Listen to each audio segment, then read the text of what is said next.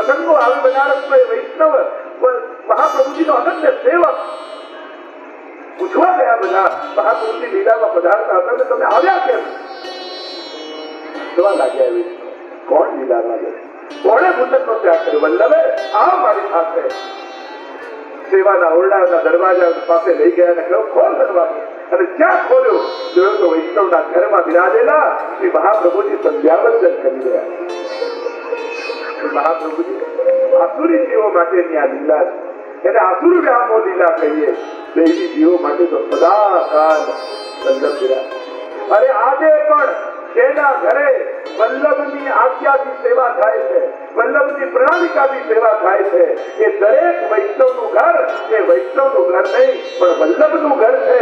અને આજે પણ ઠાકોરજી કહે રહ્યો મોહે શ્રી વલ્લભ ઘર આવે. એ દરેક ઘર વલ્લભના ઘર છે જ્યાં મહાપ્રભુજીની આજ્ઞાથી સેવા થાય. આજે પણ ઠાકોરજી પ્રસન્નતાથી બિરાજે અને એ રીતે બિરાજે ત્યારે મહાપ્રભુજીના ઘરે હું બિરાજે. ભૌતિક રૂપે જે મહાપ્રભુજી પ્રયાણ હજારો લોકો એના દર્શન ગુસાઈની તાપ સહન જે વલ્લભના સ્વરૂપને કેમ જાણે, કેમ ગમલાજી વલ્લભના સ્વરૂપને કેમ સમજી શકાય, કેમ એને જાણી શકાય? ત્યારે ગમલાજીએ કહ્યું કે વલ્લભ તો આપના હૃદયમાં બિરાજે. આપ કેવલ આપના અંતઃકરણમાં દૃષ્ટિ કરો, એનું સ્મરણ કરો શ્રી મહાપ્રભુજીનું. સાક્ષાત વલ્લભ જ પોતાના સ્વરૂપનો અનુભવ અને એકાંતમાં બિરાજેલા ગુસાઈજી પ્રભુ ચરણ શ્રી વલ્લભના સ્વરૂપનું સ્મરણ કરવાનું. એવો તાપ થયો, એવો તાપ થયો, એવો તાપ થયો મહાપ્રભુજીના સ્વરૂપને જાણવા માટે.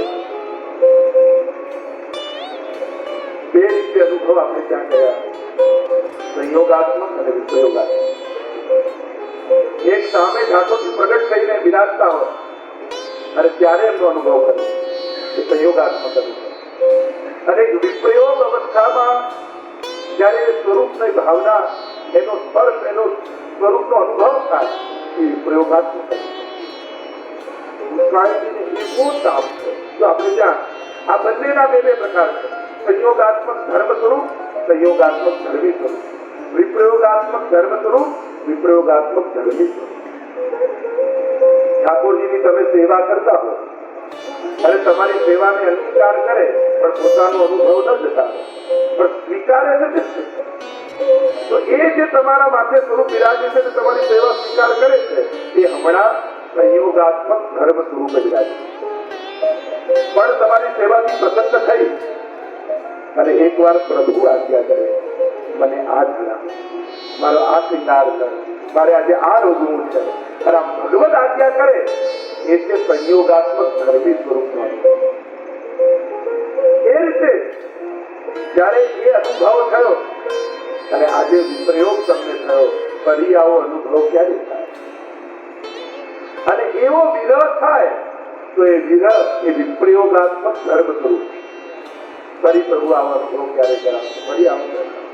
અને એ જયારે પ્રબળ થઈ ચરમ સીમાએ પહોંચે ત્યારે એક ક્ષણ એવી આવે કે એ સ્વરૂપનો સાક્ષાત વિપ્રયોગ સમય અનુભવ થવા લાગે.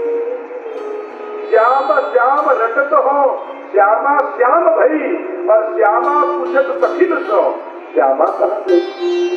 प्रभु जયારે રાતમાં અંતર ધ્યાન થયા ત્યારે શ્યામ શ્યામ શ્યામ રટતા રટતા એ શ્યામા સખી પોતાને શ્યામ સમજવા લાગી.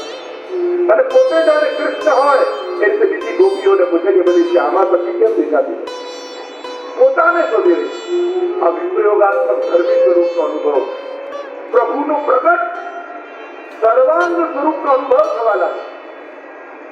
આ વિપ્રયોગાત્મક ધર્મી. તો ગુસાઈજીને એવો વિપ્રયોગ થયો કે વિપ્રયોગ ચરમ સીમાએ પહોંચ્યો અને એક ક્ષણ એવી આવી કે વલ્લભના સર્વ નામો, એક એક નામ, સ્વરૂપ, ગુણ, આ બધાનો અનુભવ, પ્રગટ અનુભવ ગુસાઈજીને થવા લાગે. એક સર્વોત્તમ સ્તોત્રના નામો ગુસાઈજીને ધ્યાનમાં દેખાવા લાગ્યા. એ વિપ્રયોગ સમય અનુભવ થવા લાગ્યા અને ગુસાઈજીના મુખમાંથી શબ્દો કરવા લાગ્યા. આનંદ પરમાનંદ શ્રી કૃષ્ણ કૃપાનિધિ દૈવોદ્ધાર પ્રયત્નાત્મા. એક નામ ગુસાઈજીના મુખમાંથી સરી રહ્યા. અપ્રયાસે, કોઈ પ્રયાસ નથી, સ્વતઃ અનુભવ જે હૃદયમાં થઈ રહ્યો છે અને હૃદયમાં રસ ન સમાયો અને વાણી દ્વારા સ્ફુટ થવાય અને એ જે સ્ફુર્યો, એ પ્રગટ્યો, એ જ છે સર્વોત્તમ. વિપ્રયોગાત્મક ધર્મી અવસ્થામાં ગુસાઈજીને જે નામાવલીઓના દર્શન થયા, રચ્યું નથી ગુસાઈજીએ, બનાયા નથી નામ, દેખાયા છે, અનુભવાયા છે.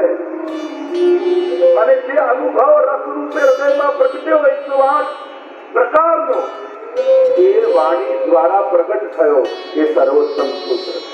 કારણ કે ગોપી ગીતના સુબોધનીજીમાં મહાપ્રભુજી આજ્ઞા કરે છે, અંતઃસ્થિતો રસઃ પુષ્ટો પરિચ્છેદ નિર્ગત સદા પૂર્ણો નહીં ભવે ઇતિ વાગ નિર્ગમસ્તથા. મહાપ્રભુજી સુબોધનીમાં આજ્ઞા કરે, અંતઃકરણમાં પ્રગટેલો રસ વાણી દ્વારા મિશ્રિત ન થઈ જાય ત્યાં સુધી રસ અધૂરો. રસ પ્રગટ નહીં કરવો જોઈએ, ભાવ પ્રગટ નહીં કરવો જોઈએ, પણ પ્રગટ થયા વગર રહેતો પડે. જો પ્રગટ ન થાય તો અધૂરો, કરવાનો નહીં પણ થઈ જશે. પ્રેમ, રસ, આનંદ, કૃષ્ણ, આ બધાનો સ્વભાવ જ પ્રગટ થવું. તમે રોકી જ ન શકો. પ્રેમ छिपाया ના छिपे, જાગત પ્રગટ હોય, હું કશું બોલે નહીં તો નૈન દેશ નહીં રોય. પ્રેમ પ્રગટે તો છુપાવવાનો કોઈ પ્રકાર જ નથી. મુખ બંધ રાખો તો આંખોથી આંસુ બનીને રહેવા લાગે. બાકી પ્રેમ છુપાઈ જ ન શકાય, રસ છુપાઈ જ ન શકાય, આનંદ છુપાઈ જ ન શકાય. કૃષ્ણને છુપાવવાનો કોઈ ઉપાય નથી. જેને કૃષ્ણ મળ્યો એ આજ સુધી કોઈ છુપાવી શક્યા નથી. પ્રગટ ન કરવો જોઈએ સિદ્ધાંત, પણ જો બુદ્ધિની એટલી તાકાત રહે કે છુપાવી શકે તો માનવો હજી અધૂરો છે.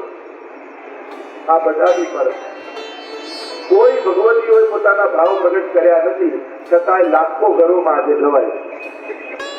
કીર્તનો અષ્ટદકાના ગવાય, 84 વસ્તુભાવની વાર્તાઓ વંચાય, ભગવતીઓના ચરિત્રો વાંચે. કોઈએ પ્રગટ નથી કર્યા, પણ પ્રગટ થયા વગર રહેતા જ નથી. પ્રભુને છુપાઈ રાખવાનો કોઈ ઉપાય છે, ભક્તિને છુપાઈ રાખવાનો કોઈ ઉપાય છે. પ્રગટ થવું એનો સ્વભાવ.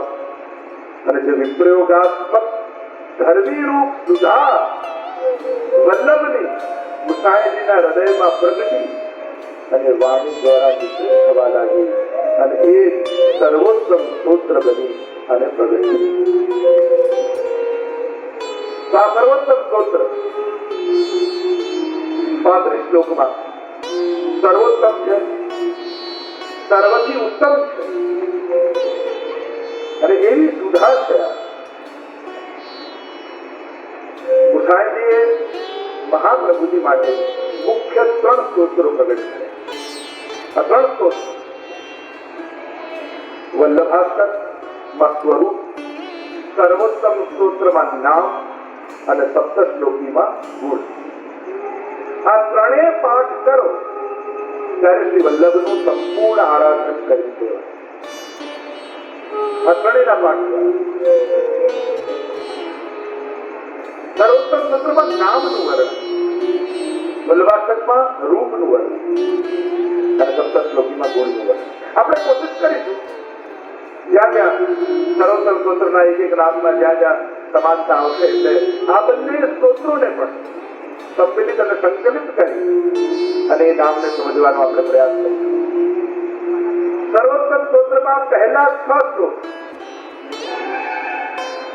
મહાત્મ્યના